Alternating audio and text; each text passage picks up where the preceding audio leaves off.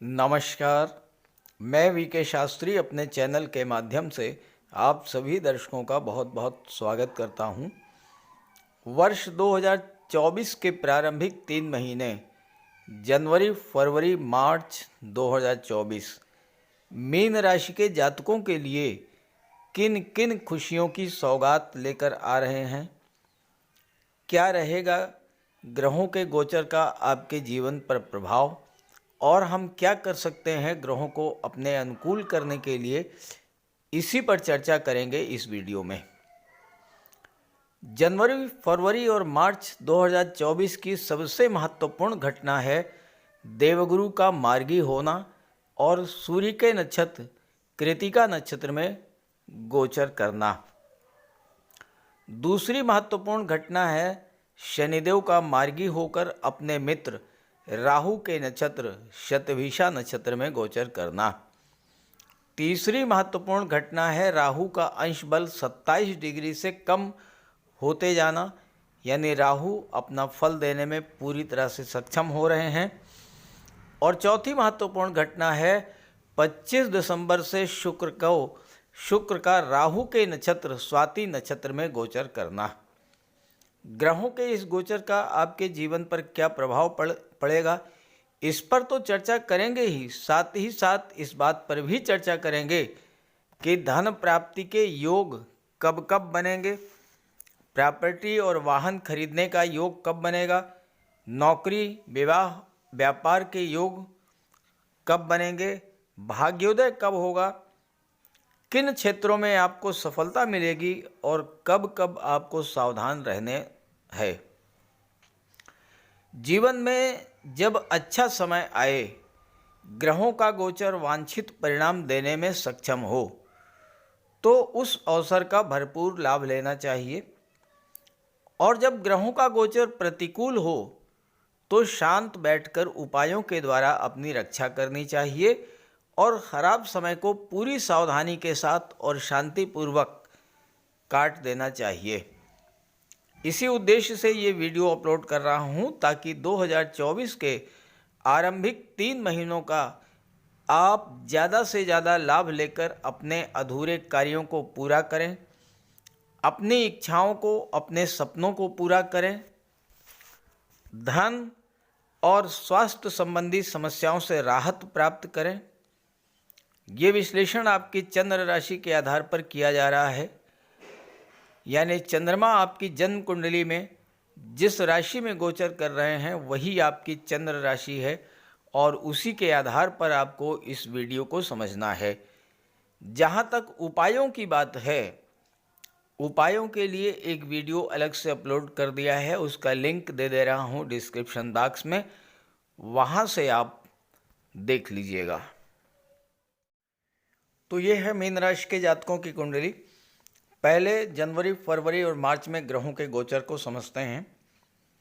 आपके लग्न के स्वामी हैं देवगुरु बृहस्पति और देवगुरु बृहस्पति का गोचर धन के भाव में है, अपने मित्र मंगल की राशि में और अपने मित्र सूर्य के नक्षत्र कृतिका नक्षत्र में। राहु लग्न भाव में और केतु सप्तम भाव में गोचर कर रहे हैं। शनिदेव का गोचर 12वें भाव में है और शनि के 12वें भाव में गोचर करने के कारण आपके जीवन में 7.5 का प्रथम चरण भी गतिमान है। जहाँ तक सूर्यदेव की बात है, सूर्यदेव दशम भाव में गोचर कर रहे हैं। दशम भाव में सूर्य दिग्बली होते हैं। 15 जनवरी को सूर्य लाभ के भाव में गोचर करेंगे, 13 फरवरी को 12वें भाव में और 14 मार्च को लग्न भाव में आ जाएंगे। मंगल आपकी कुंडली के दशम में गोचर कर रहे हैं, 5 फरवरी को लाभ के भाव में आ जाएंगे और 15 मार्च को 12वें भाव में। बुध 7 जनवरी को आपकी कुंडली के दशम में गोचर करेंगे, 1 फरवरी को एकादश भाव में, 20 फरवरी को 12वें भाव में, 7 मार्च को लग्न में और 26 मार्च को धन के भाव में आ जाएंगे। जहाँ तक शुक्र की बात है, शुक्र का गोचर भाग्य भाव में है और 18 जनवरी को शुक्र दशम भाव में आएंगे, 12 फरवरी को एकादश में और 20 फरवरी को 7 मार्च को शुक्र 12वें भाव में आ जाएंगे। तो ये तो है ग्रह स्थितियां। आगे बढ़ने से पहले मैं आपको ये बताऊंगा कि वर्ष 2023 में आपके जीवन में किस किस तरह की समस्याएं आईं और उन समस्याओं के आने का कारण क्या था। क्योंकि जब आप इस बात को समझ लेंगे कि आपके जीवन में समस्याएं क्यों आईं, तो भविष्य में उसी तरह का ग्रह गोचर बनने पर आप सावधान हो जाएंगे, अपनी सुरक्षा कर सकेंगे। साथ ही साथ जो मैं आपको बताने जा रहा हूं, अगर वैसा ही आपके जीवन में घटित हुआ हो तो कमेंट करके ज़रूर बताइएगा, ताकि आपके साथियों, आपके मित्रों को भी आपके अनुभव का लाभ मिल सके। वर्ष 2023 का समग्र विश्लेषण किया जाए तो कुल मिलाकर के 2023 बहुत अच्छा नहीं बीता, क्योंकि किसी भी जातक की कुंडली में कोई भी ग्रह अपना फल तभी दे पाता है जब वो ग्रह मजबूत स्थिति में हो, किसी भी तरह से पीड़ित ना हो, पाप प्रभाव में ना हो और जातक के जीवन में उस ग्रह की महादशा या अंतर्दशा गतिमान हो। हमारे जीवन का सबसे अधिक और सबसे दूरगामी प्रभाव उन ग्रहों के गोचर का पड़ता है जो एक ही राशि में लंबे समय तक गोचर करते हैं। शनिदेव, देवगुरु बृहस्पति, राहु और केतु। शनिदेव 17 जनवरी को अपनी मूल त्रिकोण राशि कुंभ राशि में आए थे, लेकिन 24 नवंबर 2023 तक लगातार पीड़ित ही रहे। आते ही अस्त हुए, फिर उदित हुए, फिर वक्री हुए और 11 माह में लगातार नक्षत्र परिवर्तन करते रहे। धनिष्ठा से शतभिषा, शतभिषा से धनिष्ठा। इस तरह देखा जाए तो शनि पिछले 11 महीनों में अस्थायित्व तो नहीं प्राप्त कर पाए। अब शनि कर्म के कारक होते हैं और शनि लाभ के कारक होते हैं, लेकिन शनि में अस्थायित्व न होने के कारण आपका कार्य क्षेत्र प्रभावित हुआ, कैरियर प्रभावित हुआ, व्यापार और रोजगार प्रभावित हुआ।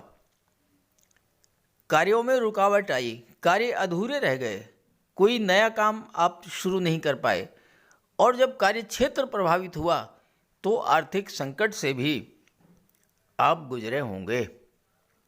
स्वास्थ्य भी खराब हुआ होगा, क्योंकि शनि रोगों के कारक हैं, 12वें भाव में बैठे हैं। आलस्य, थकान, काम में मन न लगना, जॉइंट पेन, आर्थराइटिस, जोड़ों का दर्द, घुटनों का दर्द, इस तरह की समस्याएं आई होंगी। दूसरा महत्वपूर्ण प्रभाव पड़ता है देवगुरु के गोचर का। 22 अप्रैल तक तो देवगुरु अपनी ही राशि मीन राशि में गोचर कर रहे थे और बहुत अच्छा फल दे रहे थे, लेकिन 22 अप्रैल को जैसे ही देवगुरु ने राशि परिवर्तन किया और अपने मित्र मंगल की राशि में आए, राहु के साथ चांडाल दोष बन गया, जो 30 अक्टूबर 2023 तक प्रभावी रहा।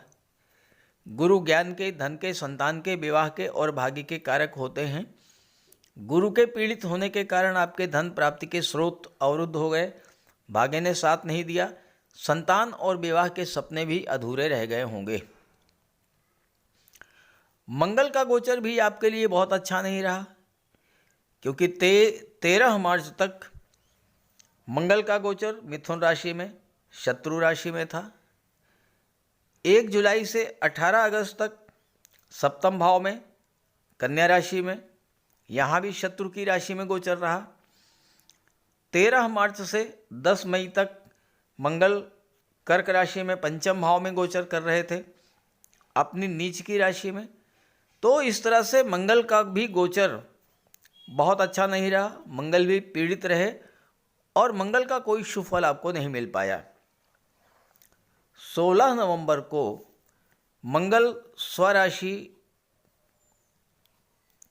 वृश्चिक राशि में आए और यहाँ सूर्य के साथ युति बनी, लेकिन सूर्य और मंगल पर शनि की दशम दृष्टि पड़ी, राहु की नवम दृष्टि पड़ी और इस वजह से शनि और सूर्य और मंगल भी पीड़ित हुए। तो सूर्य और मंगल का भी कोई शुभ फल आपको नहीं मिला। बीच बीच में जब सूर्य बुध मंगल शुक्र अच्छी स्थिति में रहे होंगे तो आपको कुछ शुभ फल मिला होगा, लेकिन शनि गुरु राहु के अशुभ प्रभाव इतने ज़्यादा थे कि आपको शुभ फलों का एहसास भी नहीं हुआ होगा। लेकिन अब स्थितियां बदल गई हैं। 2024 जनवरी से एक नए जीवन की शुरुआत होने जा रही है। तो चलिए ग्रहों के गोचर के आधार पर जानते हैं कि 2024 आपके लिए क्या क्या शुभ फल लेकर के आ रहा है। सबसे पहले बात करते हैं आपकी आर्थिक स्थिति जनवरी फरवरी मार्च में कैसी रहेगी। तो मीन राशि के जातकों के लिए धन भाव में देवगुरु का गोचर है। धन के कारक धन के भाव में ही गोचर करेंगे तो जनवरी फरवरी और मार्च तीनों ही महीने धन की दृष्टि से बहुत अच्छे रहेंगे। यहाँ पर गोचर करते हुए गुरु की दृष्टि छठे भाव पर पड़ेगी तो रोग ऋण शत्रुओं से आपको राहत मिलेगी, आपकी इंट्यूशन पावर बढ़ेगी। चूँकि छठे के स्वामी सूर्य हैं तो नौकरी का रोजगार का भी बहुत अच्छा समय रहेगा। गुरु की दृष्टि अष्टम पर पड़ेगी, गुप्त धन की प्राप्ति का योग बनेगा। ऐसा धन जो कि बिना किसी परिश्रम के आपको मिल जाए। लॉटरी से, शेयर से, सट्टे से, ससुराल पक्ष से आपको धन की प्राप्ति हो सकती है। आपका पेंशन फंड, ग्रेचुटी का पैसा वो प्राप्त हो सकता है। और गुरु की दृष्टि लाभ के भाव पर पड़ रही है तो आपको हर तरह का लाभ मिलेगा। संतान का, शिक्षा का, धन का, आपकी डेली इनकम बढ़ेगी, आय के नए नए स्रोत बनेंगे। ये तो कार्य गुरु करेंगे। दूसरे जो प्रबल कारक होते हैं धन के वो हैं दैत्य गुरु शुक्र। और शुक्र का गोचर 18 जनवरी को दशम भाव में हो जाएगा और यहाँ बुध 7 जनवरी से हैं। बुध और शुक्र का लक्ष्मी नारायण योग बनेगा और जब लक्ष्मी नारायण योग दशम भाव में बनेगा तो आपको अपने कार्य क्षेत्र से धन की प्राप्ति होगी। बुध और शुक्र की दृष्टि इस समय कुंडली के चौथे भाव पर पड़ेगी। चौथा भाव भौतिक सुखों का होता है, माता, मातृभूमि, भूमि, भवन, प्रॉपर्टी का होता है। बुध और शुक्र जैसे शुभ ग्रहों की दृष्टि जब आपकी कुंडली के चौथे भाव पर पड़ेगी तो आपके मन को शांति मिलेगी, परिवार में प्रेम सौहार्द बढ़ेगा और आपकी कोई प्रॉपर्टी, वाहन, भूमि, भवन खरीदने की इच्छा पूरी हो सकती है। आप अपने घर को डेकोरेट कर सकते हैं, घर का विस्तार कर सकते हैं, घर में सुख सुविधा के साधनों की वृद्धि कर सकते हैं इस गोचर काल में। और ये टाइम पीरियड रहेगा 18 जनवरी से लेकर के 12 फरवरी तक। ये समय आपके लिए धन प्राप्ति की दृष्टि से, सुख सुविधाओं की दृष्टि से, मानसिक शांति की दृष्टि से, माता और मातृभूमि की दृष्टि से ये समय बहुत अच्छा रहेगा। आपका लगाव अपनी माता से, अपनी मातृभूमि से बढ़ेगा और आपको माता से धन की प्राप्ति हो सकती है। आप अपनी मातृभूमि से जुड़ करके इस समय धन अर्जित करेंगे।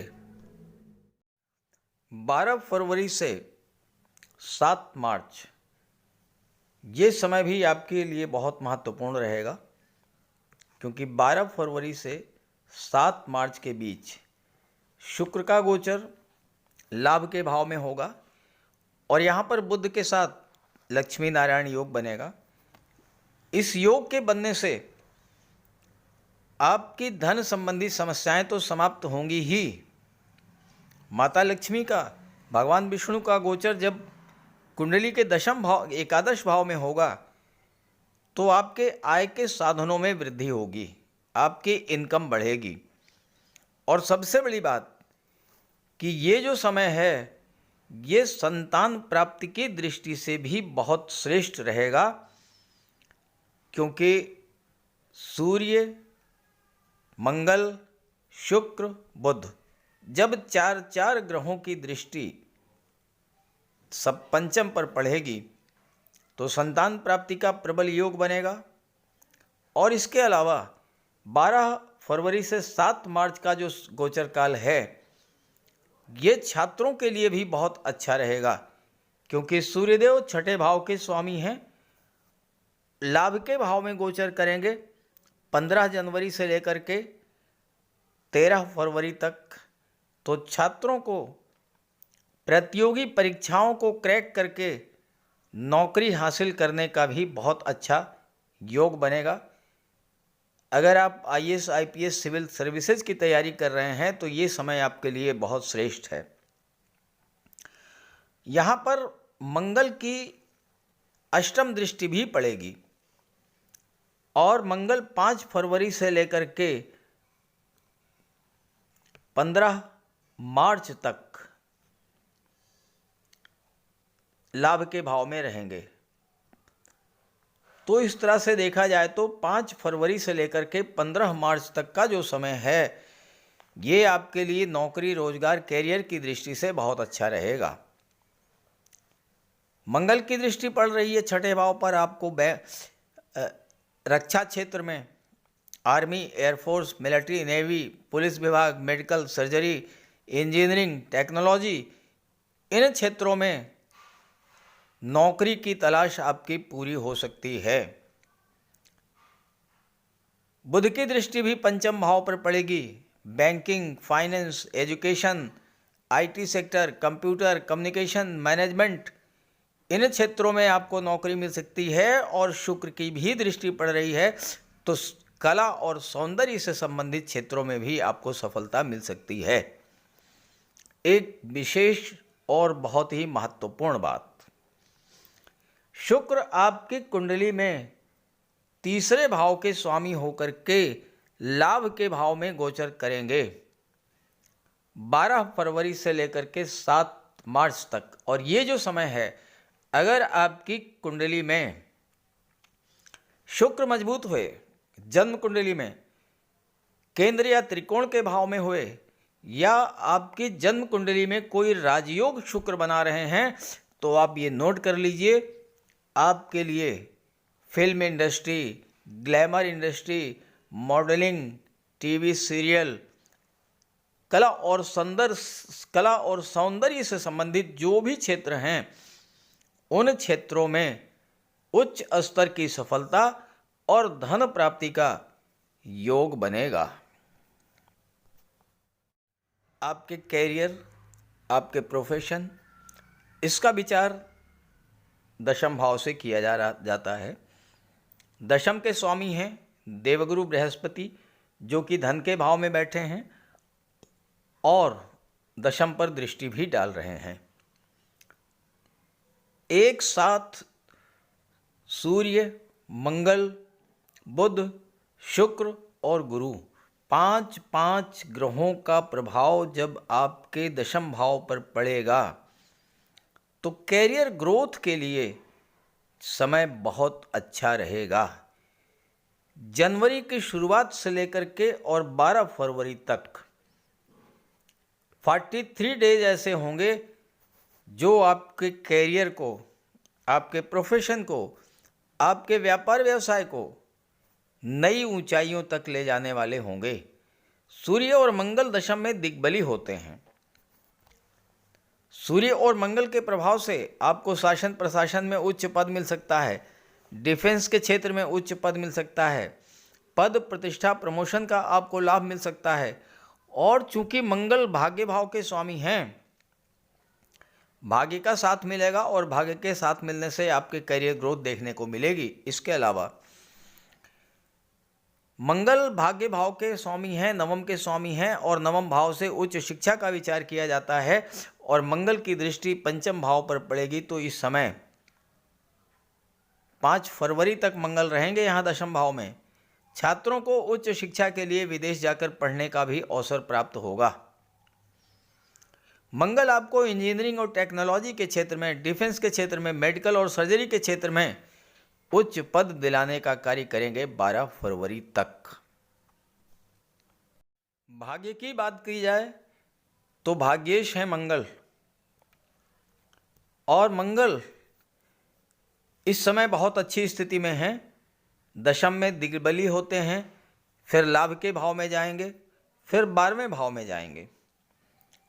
15 मार्च तक मंगल का गोचर दशम और एकादश में रहेगा। 15 मार्च के बाद 12वें भाव में चले जाएंगे। तो 15 मार्च तक का जो समय है ये आपको प्रबल भाग्योन्नति प्रदान करेगा। भाग्य की दृष्टि से ये समय बहुत अच्छा रहेगा। जहाँ तक राजनीति की बात है, जो लोग पॉलिटिक्स से जुड़े हुए हैं, सूर्य और मंगल की दृष्टि कुंडली के चौथे भाव पर पड़ेगी। चौथा भाव जनता का होता है। पब्लिक से आपके रिलेशंस बहुत अच्छे होंगे। जो लोग पॉलिटिक्स में हैं उनके लिए सूर्य और मंगल का गोचर राजनीति के क्षेत्र में नई बुलंदियों तक ले जाने वाला होगा। और एक महत्वपूर्ण बात आपको बता दूं, आपके जीवन में इन 3 महीनों में एक कालखंड ऐसा भी आएगा 13 फरवरी से लेकर के 14 मार्च तक का समय। 12वें भाव में सूर्य, मंगल, बुध, शुक्र और शनि 5 ग्रहों का गोचर होगा और दृष्टि पड़ेगी छठे भाव पर। कोई पुराना कर्ज आपका समाप्त हो सकता है। कोर्ट कचहरी अस्पताल के चक्करों से आपको मुक्ति मिलेगी। शत्रु पराजित होंगे। नौकरी, रोजगार, व्यवसाय आपको विदेश में प्राप्त करने का बहुत ही अच्छा अवसर प्राप्त होगा 13 फरवरी से 14 मार्च के बीच में।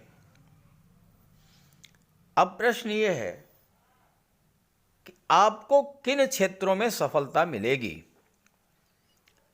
मीन राशि देवगुरु बृहस्पति की राशि है और देवगुरु के मित्र हैं सूर्य, देवगुरु के मित्र हैं मंगल, गुरु के मित्र हैं बुध। आपको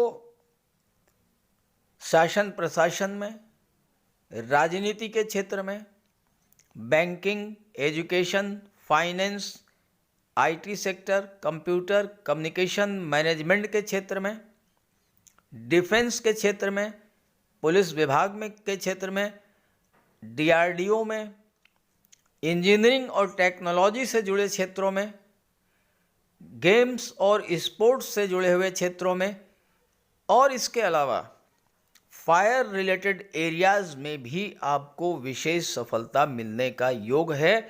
और अगर आप इन क्षेत्रों में प्रयास करेंगे तो आपको इन 3 महीनों में ही सफलता मिलेगी।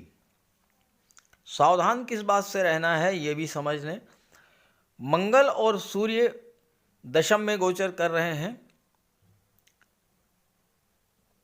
15 जनवरी तक सूर्य रहेंगे, 5 फरवरी तक मंगल रहेंगे। दोनों ही अग्नि तत्व ग्रह हैं। दोनों की दृष्टि जब चौथे भाव पर पड़ेगी, भूमि, भवन, प्रॉपर्टी का योग तो बनेगा, लेकिन परिवार में शत्रुता, कटुता, तनाव और कलह की स्थिति बना देंगे अगर आपने वाणी पर नियंत्रण नहीं किया। क्योंकि मंगल वाणी के भाव के स्वामी हैं, दूसरे भाव के स्वामी हैं। तो क्रोध और उग्रता पर आपको विशेष रूप से नियंत्रण रखना होगा। दूसरी बात, मंगल का गोचर 5 फरवरी को लाभ के भाव में होगा। मंगल हर तरह का लाभ देंगे, लेकिन मंगल की दृष्टि सब पंचम पर पड़ेगी।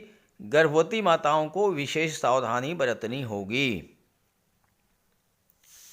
तो इस तरह से मीन राशि के जातकों के लिए जनवरी, फरवरी और मार्च तीनों ही महीने बहुत अच्छा रिजल्ट लेकर के आ रहे हैं। थोड़ी सावधानी रखें और जिस ग्रह की महादशा आपके जीवन में चल रही है उसका उपाय अवश्य करें। आप देखिएगा ये 3 महीने आपको बहुत ही श्रेष्ठ फल देने वाले होंगे। ये वीडियो आपको अगर अच्छा लगा हो, मेरी बात से आप सहमत हों, अपने साथियों और मित्रों को ज़रूर शेयर कीजिएगा ताकि उन्हें भी इसका लाभ मिल सके। नमस्कार।